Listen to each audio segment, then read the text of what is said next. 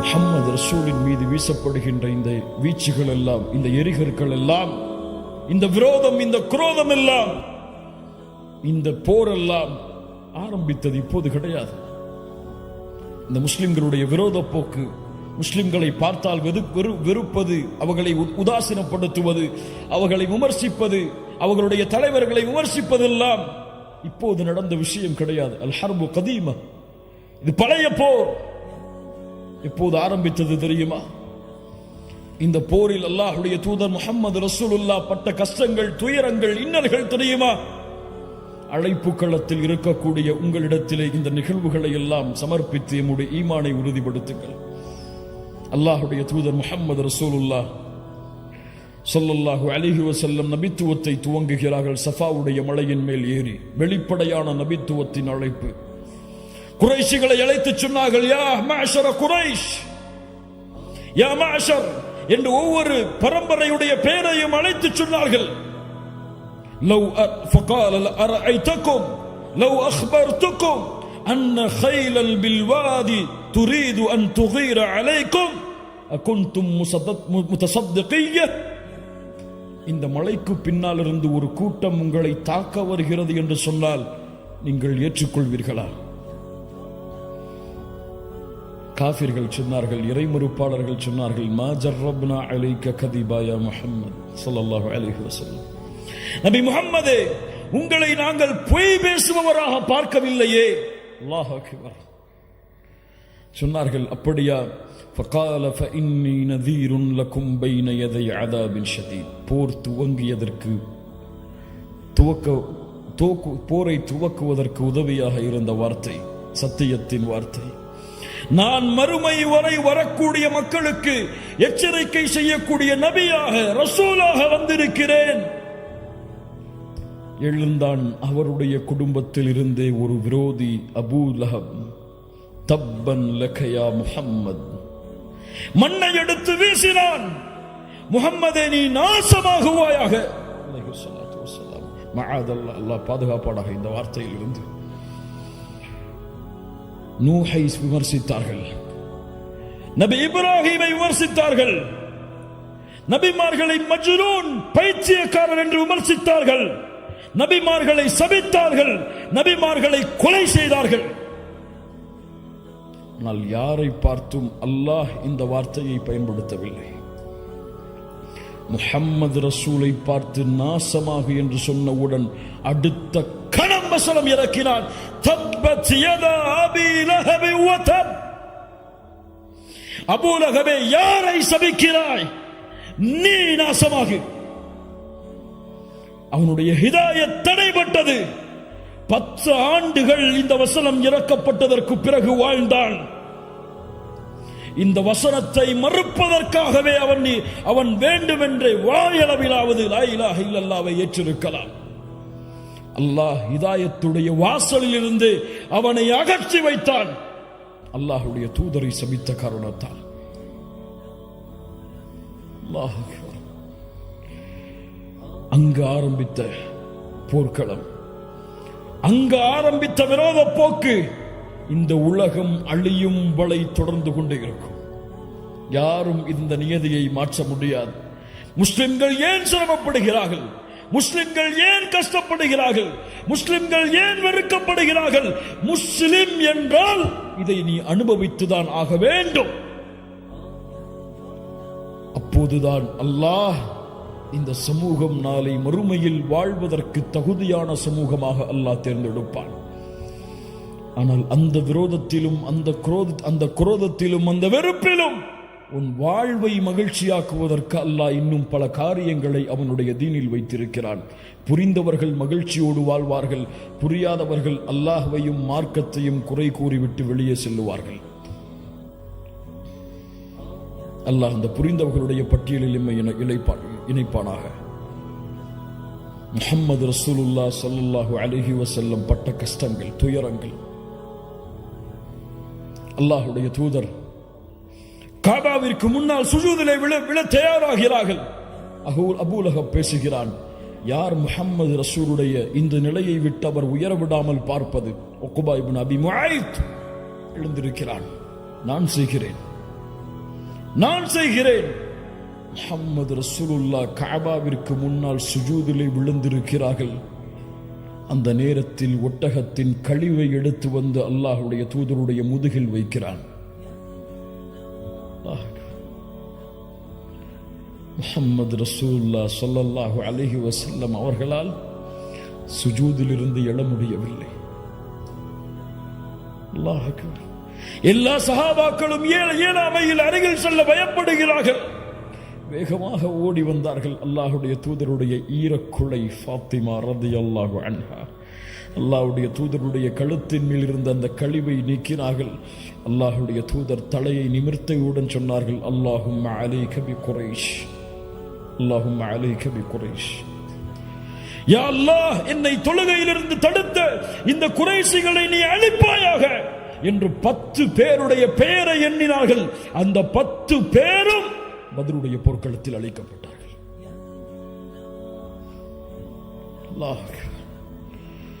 சாதாரண நிகழ்வுகள் அல்ல கண்ணியத்துக்குரியவர்களே.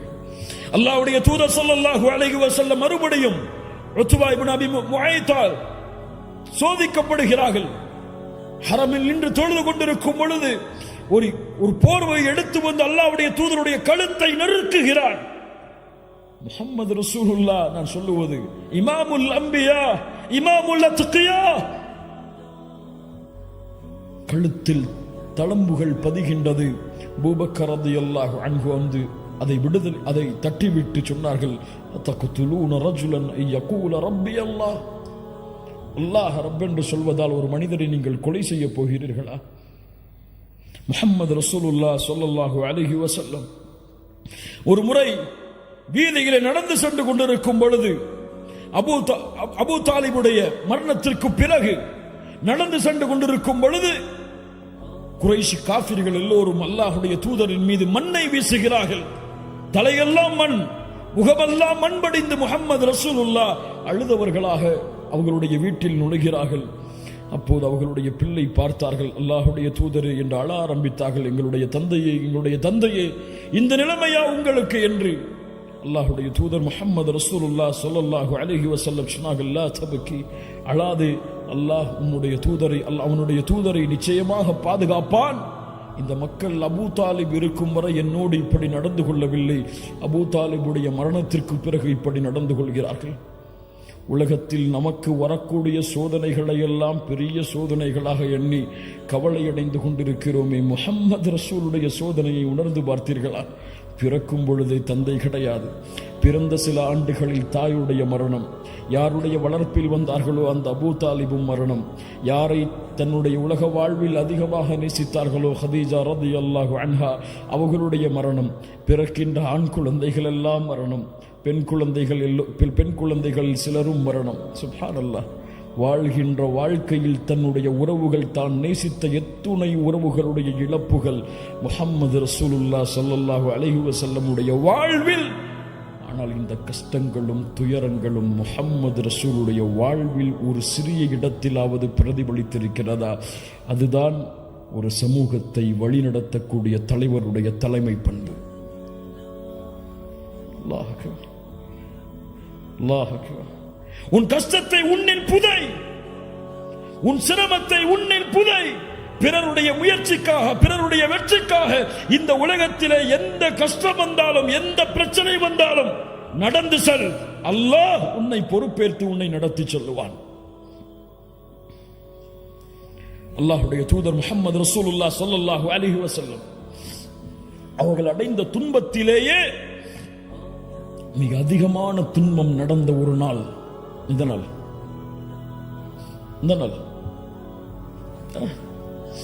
தாயிஃப். இங்க நடந்த ஒரு செய்தி என்ன தெரியுமா?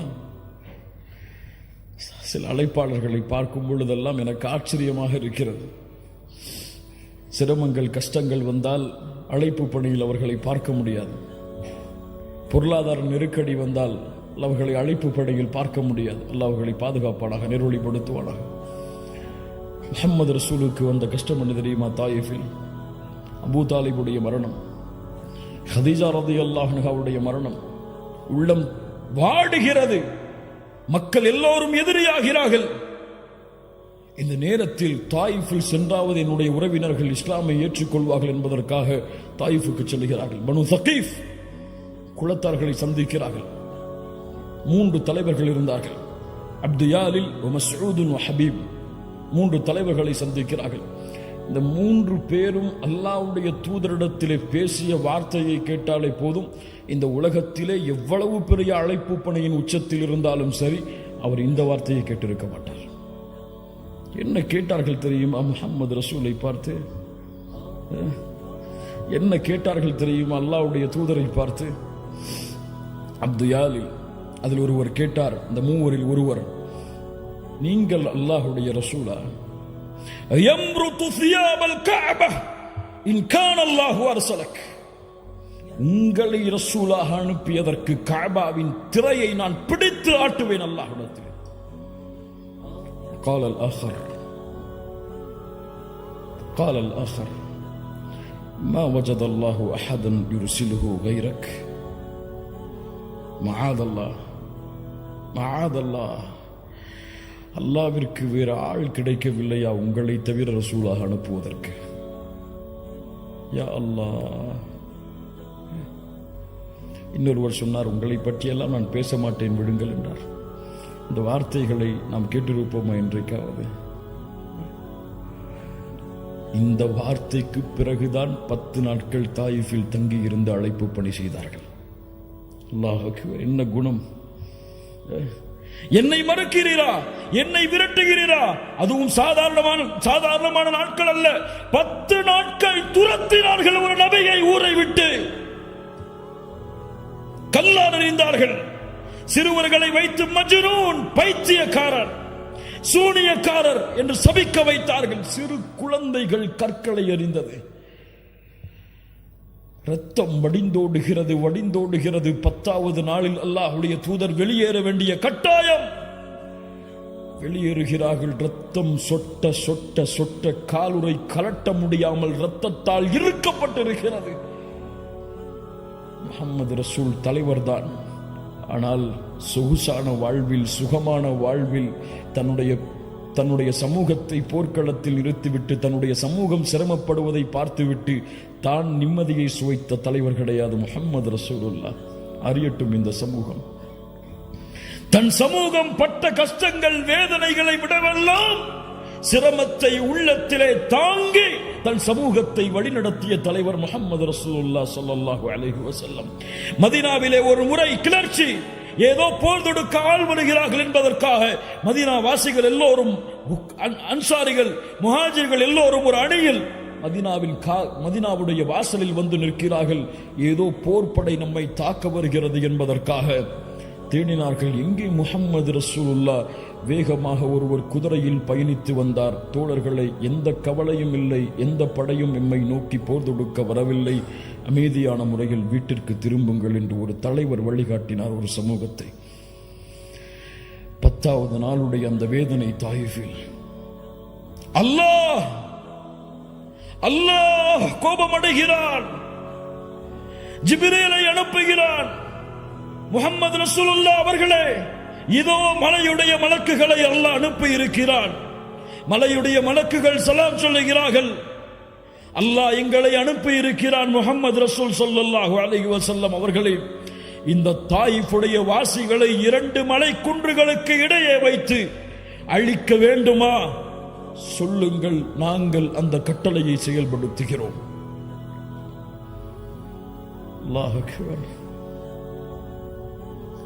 நினைத்தால் ஒரு வார்த்தை தான் மலக்குகள் அந்த தாயிஃபில் உள்ள எல்லா மக்களையும் மலைகளோடு மலைகளாக நசுக்கி அழித்திருப்பார்கள். வமா அர்சல்னாக இல்லா ரஹ்மத்தல் லில் ஆலமீன். அகில உலகத்திற்கும் அனுப்பப்பட்ட அந்த அருள் புரிந்திய அந்த மனிதர் பதில் சொன்னார். அந்த மலக்குகளை பார்த்து, வேண்டாம், இவர்கள் இந்த இஸ்லாமை ஏற்றுக்கொள்ளாவிட்டாலும் இவர்களுடைய தலைமுறைகள் இதை நோக்கி வருவார்கள், வேண்டாம். இந்த முஹம்மது ரசூலுடைய சிரமம் உங்களுக்கு தெரியுமா? உணர்ந்து பாருங்கள் கண்ணியத்துக்குரியவர்களை. இந்த வாழ்வுடைய நிகழ்வுகளை எல்லாம் அல்லாஹ் ரப்புல் ஆலமீன் நம்மை பாதுகாப்பானாக. ஏன் இந்த வாழ்வை பிறருக்கு சொல்லவில்லை? ஏன் இந்த வாழ்வு முறையை பிறருக்கு சொல்லவில்லை? ஏன் இந்த வாழ்வை பற்றி பிற மத சகோதரர்களுக்கு அறிமுகப்படுத்தவில்லை? ஏன் முஹம்மது ரசூலுல்லாஹ் ஸல்லல்லாஹு அலைஹி வஸல்லம் அவர்களுடைய கண்ணியத்தை உயர்த்துவதற்காக என்னுடைய வாழ்வில் ஒரு பகுதி இல்லை? என் மனைவியை அழைத்து முஹம்மது ரசூலுடைய வாழ்வு என்று ஒரு வரலாற்று புத்தகத்தை, அல்லாஹ்வுடைய தூதருடைய வரலாற்றை எடுத்து படித்து காமித்திருக்கிறேனா? என்னுடைய பிள்ளைகளுக்கு அதை வாசித்து காமித்திருக்கிறேனா? நான் படித்திருக்கிறேனா முதலில் ஒரு முறையாவது? சுற்றி பாருங்கள் கண்ணியத்துக்குரியவர்களே, இந்த உலகம் முஹம்மது ரசூலின் மீது அவதூறுகளை வீசுகிறது என்றால் அந்த அவதூறுகளை அல்லாஹ்வுடைய தூதர் கூறிய முறையில் தடுக்க வேண்டியது யாருடைய பொறுப்பு? இந்த சமூகத்துடைய அழகை, இந்த மார்க்கத்துடைய அழகை, முஹம்மது ரசூல் வழிகாட்டிய இந்த மார்க்கத்தில் இருக்கக்கூடிய பியூட்டியை, அழகை மக்களுக்கு காட்ட வேண்டியது யாருடைய பொறுப்பு? ஆம், அவர்கள் எல்லோரும் இந்த இஸ்லாமிய மார்க்கத்தை ஒரு தீவிரவாத மார்க்கமாகத்தான், முஸ்லிம்கள் எல்லோரையும் விரோத போக்கில் தான் பார்க்கிறார்கள், உள்ளத்திலே அப்படித்தான் பதிந்திருக்கிறார்கள் என்பதற்காக நான் மௌனம் காத்தால் இது எங்கே அல்லாஹுடைய மார்க்கத்தை அவர்களுக்கு எடுத்து வைக்கக்கூடிய முறையில் சேரும்? இந்த இஸ்லாமிய மார்க்கம் அழகானது, இந்த இஸ்லாமிய மார்க்கம் மகிழ்ச்சியானது, இது இந்த துறைகளை எல்லாம் அப்பாற்பட்டது என்று அவர்களுடைய உள்ளத்திலே இருக்கக்கூடிய விமர்சனத்தை அகற்ற வேண்டிய சமூகம், அவர்கள் விமர்சித்தால் அவர்களை பதிலுக்கு விமர்சனம் செய்து சண்டைகளையும் விரோத போக்கையும் அதிகப்படுத்தக்கூடிய வேலையைத்தான் செய்கிறதே தவிர நேர்வழியில் சென்று அவர்களை நேர்வழிப்படுத்த வேண்டும் என்று இந்த உலகத்திலே முயற்சிப்பவர்கள் இல்ல. மாஷா அல்லாஹ், அல்லாஹ் பாதுகாப்பவர்களை தவிர. அபூஜஹல் யார்? இந்த அபூஜஹல் அல்லாஹ்வுடைய தூதரை நோவினைப்படுத்தியவன். ஆனால் அல்லாஹ்வுடைய தூதர் அல்லாஹ்விடத்திலே பிரார்த்தனை செய்தார்கள், யா அல்லாஹ், அபூஜஹலுக்கு நேர்வழி காட்டு, யா அல்லாஹ் நேர்வழி காட்டு, யா அல்லாஹ். இன்றைக்காவது இந்த இஸ்லாமிய சமூகத்தை எதிர்க்கக்கூடிய மக்களுக்கு நேர்வழிக்காக பிரார்த்தனை செய்திருப்போமா? யா அல்லாஹ், மோடிக்கு நேர்வழி காட்டு, யா அல்லாஹ். யா அல்லாஹ், இந்த இஸ்லாமிய மார்க்கத்தை எதிர்க்கக்கூடிய மக்களுக்கு நேர்வழியை காட்டு, யா அல்லாஹ் இந்த அல்லாஹ்விடத்திலே கேட்ட முஸ்லிம்கள் எத்தனை பேர்? ஏன் இந்த விரோத போக்கு? ஏன் இந்த பகைமையை வெளிப்படுத்தக்கூடிய முறையில் எல்லையை மீறக்கூடிய காட்சிகள்? அல்லாஹ்வுடைய தூதர் முஹம்மது ரசூலுல்லாஹ் ஸல்லல்லாஹு அலைஹி வஸல்லம் அவர்களுடைய வாழ்வு முறையை பாருங்கள். ஒரு ஜனாசா வருகிறது, இது உலகத்திற்கு எடுத்து வைக்கப்பட வேண்டிய நிகழ்வு. ஒரு யூதனுடைய ஜனாசா அது. அல்லாஹ்வுடைய தூதர் முஹம்மது ரசூலுல்லாஹ் அதை பார்த்தவுடன் எழுந்து நின்றார்கள். அல்லாஹ்வுடைய தூதரிடத்திலே சஹாபாக்கள் சொன்னார்கள், இன்னஹு யஹூதி, யூதன் அல்லாஹ்வுடைய தூதரே. அல்லாஹ்வுடைய தூதர் சொன்னார்கள், அலஸ்த நஃப்ஸ அலைஸத் நஃப்ஸன், அது ஒரு ஆத்துமா இல்லையா? அது ஒரு மனிதன் இல்லையா? அல்லாஹ் அக்பர். என்ன ஒரு குணம் பாருங்கள். அல்லாஹ்வுடைய தூதர் முஹம்மது ரசூலுல்லாஹ் ஸல்லல்லாஹு அலைஹி வஸல்லம் மக்காவில் எத்தனை ஆண்டுகள் கஷ்டப்பட்டார்கள்? எத்தனை ஆண்டுகள்? மதீனாவில் எத்தனை ஆண்டுகள் கஷ்டப்பட்டார்கள்? யாரால் கஷ்டப்பட்டார்கள்? மக்காவுடைய குறைஷி காஃபிர்களால். சஹாபாக்களுடைய உயிரிழப்பு, எத்துணை பெண்கள் அனாதையானார்கள், எத்துணை குழந்தைகளை கொன்று குவித்தார்கள், எத்துணை போர்க்களங்கள். ஆனால் மக்காவுடைய வெற்றி, அதற்கு முன்னால் ஹுதைபியாவுடைய உடன்படிக்கை. அந்த உடன்படிக்கையில் என்ன நடந்தது தெரியுமா? காஃபிர்கள் நிபந்தனை போடுகிறார்கள், அல்லாஹ்வுடைய கட்டளைக்காக அந்த நிபந்தனையில் கையெழுத்திடுகிறார்கள். அந்த நிபந்தனையை போடும் பொழுது எழுதக்கூடிய எழுத்தாளர், அல்லாஹ்வுடைய தூதருடைய அந்த நிபந்தனை எழுதக்கூடிய எழுத்தாளர் அல்லாஹ்வுடைய தூதரை முஹம்மது ரசூலுல்லாஹ் என்று போட்டிருந்தார். காஃபிர்கள் மறுத்தார்கள், முஹம்மது ரசூலுல்லாஹ் என்று நாங்கள் ஏற்றுக்கொள்ள மாட்டோம், முஹம்மது இப்னு அப்துல்லா என்று போட்டு கொண்டு வாருங்கள். அதை எழுதக்கூடிய அந்த எழுத்தாளர் சஹாபி சொன்னார்கள், அல்லாஹ்வுடைய தூதரே, நான் செய்ய மாட்டேன். முஹம்மது இப்னு அப்துல்லா என்று போட வேண்டும் என்று சொல்லும் காரணத்தால் ரசூலுல்லாஹ்வை அழிக்க மாட்டேன். அல்லாஹ்வுடைய தூதருடைய சுன்னத்தை விட்டுட்டு வந்தா வேலை வேணுமா, இன்னைக்கே போய் முடிச்சுட்டு வந்துடுறேன்னு போகக்கூடிய சமூகம். மஆதல்லாஹ், இயாது பில்லாஹ். அல்லாஹ்வுடைய தூதர் சொன்னார்கள், எங்கே அந்த ரசூலுல்லாஹ் என்ற வார்த்தை காட்டுங்கள். காட்டப்படுகிறது, தங்களுடைய கரத்தால் அழித்தார்கள். அல்லாஹ் அக்பர். மக்காவுடைய வெற்றி, 23 ஆண்டு காலம் போர், விரோத போக்கு. காஃபிர்கள் எண்ணிக்கொண்டார்கள், குறைஷிகள் எண்ணிக்கொண்டார்கள், அவ்வளவுதான், அழிந்தோம், எல்லோருடைய தலைகளும் உருளப் போகிறது. எல்லா காஃபிர்களையும் ஒன்று கூட்டினார்கள். முஸ்லிம்கள் தீவிரவாதிகள் என்று அறிமுகப்படுத்தக்கூடிய அந்த மக்கள் அறிந்து கொள்ளட்டும், எல்லா இறை மறுப்பாளர்களையும் ஒன்று கூட்டினார்கள். கூட்டி கேட்டார்கள், என்ன செய்வேன் என்று எண்ணுகிறீர்கள்? என்ன செய்வேன் என்று எண்ணுகிறீர்கள்? அஹுன் கரீம் வப்னு அஹின் கரீம். கண்ணியமிக்க சகோதரனுடைய மகன் கண்ணியமிக்கவர் என்று நாங்கள் கருதுகிறோம். அல்லாஹ் அக்பர்.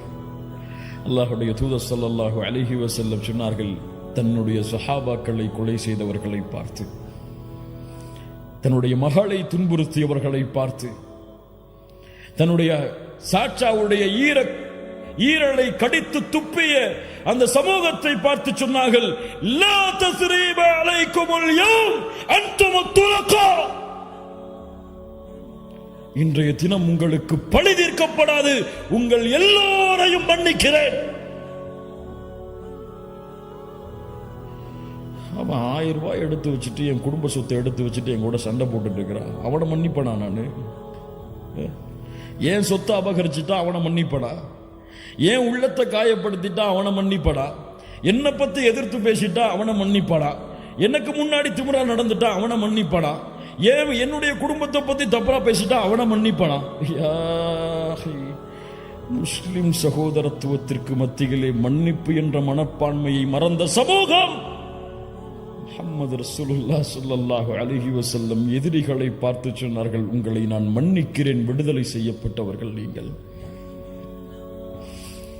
நீதிக்கு உதாரணம், ஒரு பெண்ணுடைய சிபாரிசுக்காக வந்தார்கள். ஒரு சஹாபி ஒருவர் அல்லாஹ்வுடைய ஒரு திருடைய பெண்ணுடைய தண்டனையை குறைப்பதற்காக வந்தார். ஒரு சஹாபி மக்களை எல்லோரையும் அழைத்தார்கள், கேட்டுக்கொள்ளட்டும் இந்த சமூகம், இதற்கு முன்னால் உள்ள சமூகம் அழிந்ததெல்லாம். அந்த சமூகத்தில் கண்ணியமானவர்கள் திருடினால் அவரை விடுவார்கள். அந்த சமூகத்துடைய ஏழ்மையில் இருப்பவர் திருடினால் அவருக்கு தண்டனையை நிறைவேற்றுவார்கள். கேட்டுக்கொள்ளட்டும். வைமுல்லாஹ் லவ் அன்ன ஃபாத்திமத பின்த முஹம்மதின் சரகத் லகதஅது யதஹா. உலகம் அறிந்து கொள்ளட்டும் இந்த வார்த்தைகளை. என் மகள் ஃபாத்திமா திருடினாலும் அந்த பெண்ணுடைய கரத்தையும் வெட்டுவேன். யார் இந்த நீதத்தை சொல்லுவது? யார் இந்த நீதத்தை எடுத்து வைப்பது? யார் எதிர்க்கிறாரோ அவருக்கும் உள்ள தூதராயிற்று, அவருக்கும் அருளாக அனுப்பப்பட்ட மனிதராயிற்று. யார் எடுத்து சொல்லுவது? முஸ்லிம்களே, மூமின்களே, கண்ணியத்துக்குரியவர்களே, ஒரு 5 நிமிஷம்.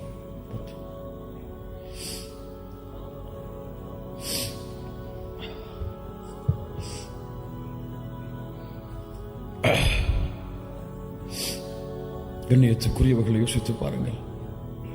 இவர்கள் மீது கொண்டுள்ள பாசம் உங்களுக்கு தெரியுமா? சில சஹாபாக்களுடைய நிகழ்வை மட்டும் கூறுகிறேன். இந்த மனிதர், மாமனிதர் முஹம்மது ரசூலுல்லாஹ் ஸல்லல்லாஹு அலைஹி வஸல்லம் இவர்கள் மீது அந்த சஹாபாக்களுடைய கூட்டம் கொண்டிருந்த பாசம் தெரியுமா?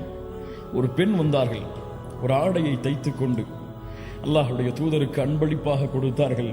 அல்லாஹ்வுடைய தூதர் விருப்பத்தோடு வாங்கி கொண்டார்கள். வாங்கியவுடன் ஒரு தோழர் எழுந்து கேட்டார். அல்லாஹ்வுடைய தூதர் ஸல்லல்லாஹு அலைஹி வஸல்லம் வாங்கியவுடன் வீட்டுக்கு சென்று உடனே அந்த பெண்ணுக்கு முன்னால் அந்த ஆடையை அணிந்து வந்து அந்த பெண்ணுடைய உள்ளத்தை மகிழ்ச்சி படுத்தினார்கள். அந்த ஆடையை பார்த்தவுடன் ஒரு சஹாபி எழுந்து கேட்டார், அல்லாஹுடைய தூதரை, இந்த ஆடை எனக்கு வேண்டும். அல்லாஹுடைய தூதரை பற்றி சொல்லுவார்கள், லா இலாஹ இல்லல்லாஹ் என்ற வார்த்தையில் லா இல்லை என்றால் அல்லாஹுடைய தூதர் ஒருபோதும் இல்லை என்ற வார்த்தையை பயன்படுத்தி இருக்க மாட்டார்கள்.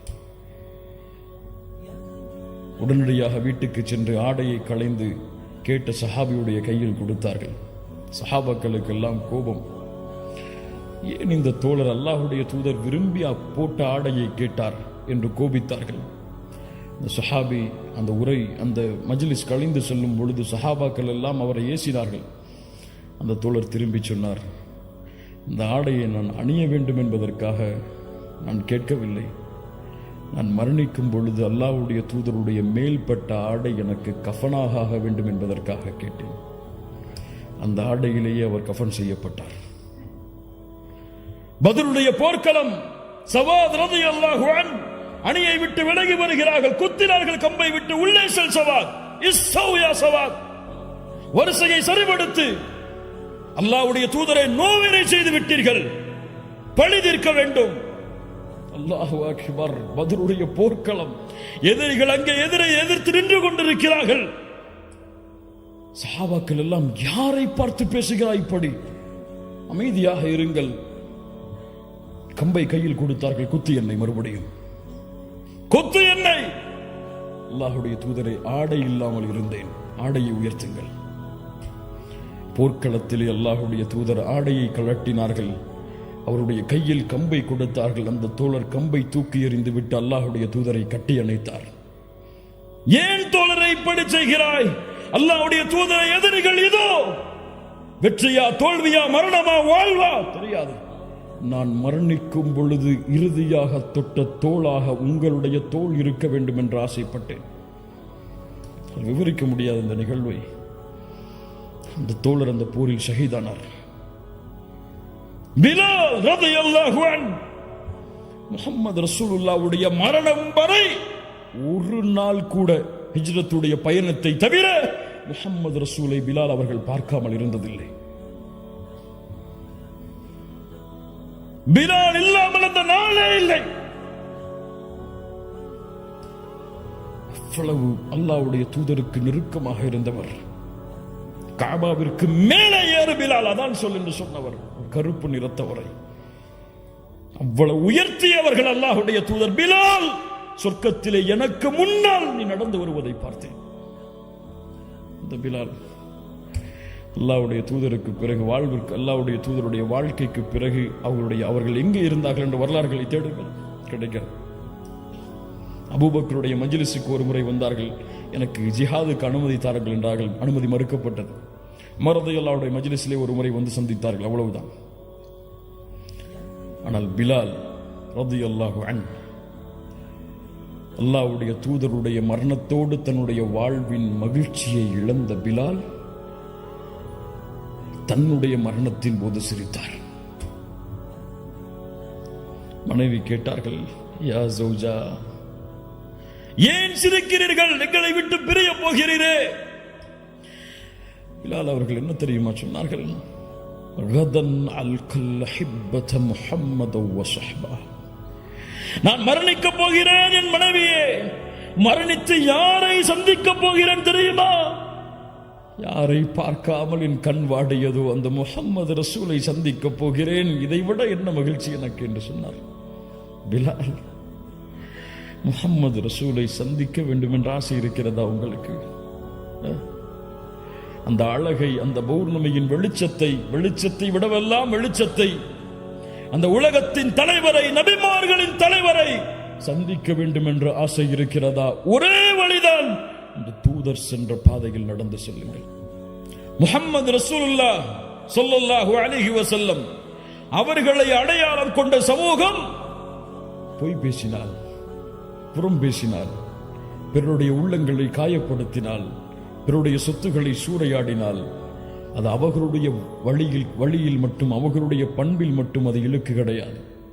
ஒட்டுமொத்த முஸ்லிம் சமூகத்திற்கும் முஹம்மது ரசூலுல்லாஹ் காட்டிய வழியிற்கும் அது இழுக்காக விடும். மூமின்களே, அல்லாஹ்வுடைய தூதருடைய கண்ணியத்தை நீங்கள் உயர்த்த வேண்டும் என்றால், அல்லாஹ்வுடைய தூதருடைய மதிப்பை நீங்கள் உயர்த்த வேண்டும் என்றால் உங்கள் எல்லோர்களையும் மேடைகளை போட்டுக்கொண்டு முஹம்மது ரசூலுடைய புகழை உயர்த்துங்கள் என்று நான் சொல்லவில்லை. அது அல்ல வழி. முஹம்மது ரசூலுடைய புகழை நீங்கள் உயர்த்த வேண்டும் என்றால் உங்களுடைய வாழ்வில் முஹம்மது ரசூலை கொண்டு வாருங்கள். ஏன் இப்படி செய்கிறாய்? என் தூதர் எனக்கு வழிகாட்டினார்கள், செய்தேன். ஏன் செய்யவில்லை? முஹம்மது ரசூலுடைய வாழ்வு இதற்கு வழி கிடையாது, நான் செய்யவில்லை. ஏன் புறம் பேசவில்லை? முஹம்மது ரசூல் பேசவில்லை, பேச மாட்டேன். ஏன் பொய் பேசவில்லை? முஹம்மது ரசூல் பேசவில்லை, பேச மாட்டேன். ஏன் பிறருடைய உள்ளங்கள் காயப்படும்படியாக நடந்து கொள்ளவில்லை? அல்லாஹ்வுடைய தூதர் தன் வாழ்நாளில் ஒருவரையும் காயப்படுத்தியதில்லை. ஏன் அடித்ததில்லை ஒருவரை கூட? அல்லாஹ்வுடைய தூதர் அடித்ததில்லை. ஏன் உன் மனைவியோடு நல்ல முறையில் நடந்து கொள்கிறாய்? அல்லாஹ்வுடைய தூதர் நடந்து கொள்பவர்கள் தான் இந்த உலகத்தில் சிறந்தவர்கள் என்று சொன்னார்கள், நடந்து கொள்கிறேன். உங்களுடைய வாழ்வின் முறையில் முஹம்மது ரசூலுல்லாஹ் வந்தால் அவர்களுடைய வாழ்வை நீங்கள் உயிர்ப்பித்தால் சுன்னாக்களின் மூலம் அல்லாஹ்வுடைய தூதருடைய கண்ணியத்தை இந்த உலகத்திற்கு எடுத்துச் சொல்லலாம். கண்ணியத்துக்குரியவர்களே, அல்லாஹ் ரப்புல் ஆலமீன் நம்மை சீர்படுத்துவானாக. அல்லாஹ் ரப்புல் ஆலமீன் நம்முடைய உள்ளங்களை உறுதிப்படுத்துவானாக. நாம் கேட்ட விஷயங்களை நம்முடைய வாழ்வில் கொண்டு வந்து செயல்படுத்துவதற்கு அல்லாஹ் அருள் செய்வானாக. நம்முடைய வாழ்க்கை அல்லாஹ்வுடைய தூதர் முஹம்மது ரசூலுல்லாஹ் ஸல்லல்லாஹு அலைஹி வஸல்லம் அவர்கள் எந்த பாதையில் சென்றார்களோ அந்த பாதையில் பயணித்து அவர்களை நாளை மறுமையில் ஜன்னத்துல் ஃபிர்தௌஸிலே 2 கண்களால் பார்த்து அவர்களோடு வாழக்கூடிய வாழ்வை அல்லாஹ் எமக்கு மறுமையில் தருவானாக. அல்லாஹ்வுடைய தூதர் முஹம்மது ரசூலுல்லாஹ் சொன்னார்கள், என் தோழர்களை சந்திக்க நான் ஆசைப்படுகிறேன், என் சகோதரர்களை சந்திக்க நான் ஆசைப்படுகிறேன். சஹாபாக்கள் கேட்டார்கள், நாங்கள் உங்களுடைய சகோதரர்கள் இல்லையா? நீங்கள் என் தோழர்கள். என்னை பார்க்காமல் நம்பிக்கை கொண்ட அந்த மக்கள் தான் என் சகோதரர்கள். நாளை மறுமையில் ஹவுதுல் கௌசரில் அவர்களுக்காக நான் காத்து கொண்டிருப்பேன். முஹம்மது ரசூலுல்லாஹ் ஸல்லல்லாஹு அலைஹி வஸல்லம் சொன்னார்கள், அந்த தூதருடைய வழியை பின்பற்றி நாளை ஹவுதில் முஹம்மது ரசூலை சந்தித்து ஹவுதுடைய தடாகத்தில் அவர்களுடைய கரங்களால் தண்ணீர் அருந்தி நாளை மறுமையில் அவர்களோடு வாழ்வதற்கு அல்லாஹ் அருள் செய்வானாக. இந்த உலகத்தில் அழைப்பு பணியின் எல்லா வாசலும் அழைக்கப்படலாம். உங்களுக்கு இஸ்லாமை பற்றி பேசக்கூடாது என்று தடை விதிக்கப்படலாம். நீங்கள் இஸ்லாமிய மார்க்கத்தை எடுத்து வைக்கக்கூடாது என்று தடை விதிக்கப்படலாம். ஆனால் ஒரு வாசலை மட்டும் இந்த ஒரு வாசலின் வழியாக செய்யக்கூடிய அழைப்பு பணியை மட்டும் யாராலும் தடுக்க முடியாது. உங்களுடைய குணத்தின், உங்களுடைய பண்பின் மூலமாக நீங்கள் செய்யக்கூடிய அழைப்பு பணி, இதில்தான் உண்மையான வெற்றி இருக்கிறது. இந்தியாவில் வாழக்கூடிய நாமெல்லாம் முஸ்லிம்களாக மாறினோம் என்றால் அன்றைய காலத்தில் வந்த சஹாபி அரபுகள், அதற்கு பின்னால் வந்த அரபுகள் இஸ்லாமிய மார்க்கத்தை போதித்து கிடையாது, அல்லாஹ்வை பற்றியோ தூதரை பற்றியோ விளக்கி கிடையாது. அவர்களுடைய வாழ்வை பார்த்து இந்த வாழ்க்கை முறை எம்மை சுற்றி இருக்கக்கூடியவர்களுக்கு மத்தியில் இருந்தால் இந்த நேர்வழி அவர்களை வெளிச்சமாக்கும். அல்லாஹ் அந்த பண்பையும் அல்லாஹ் அந்த குணங்களையும் நமக்கு தருவானாக.